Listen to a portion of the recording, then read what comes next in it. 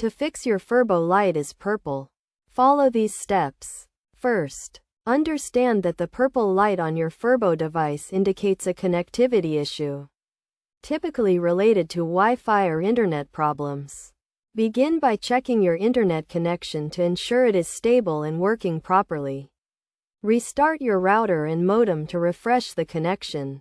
If you are using a mobile hotspot, try switching to a different network or moving to a location with a stronger signal. Next, check the Furbo app to see if there are any updates available. Sometimes, a simple update can resolve connectivity issues. Open the app, go to the Settings or Menu section, and look for any available updates. If an update is available, follow the prompts to download and install it.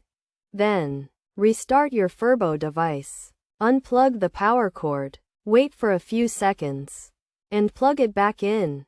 This will reset the device and may help resolve the purple light issue. If the issue persists, try resetting the Furbo device to its factory settings.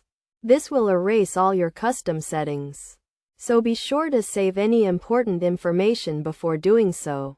To reset, press and hold the reset button on the back of the device for a few seconds until the light turns yellow.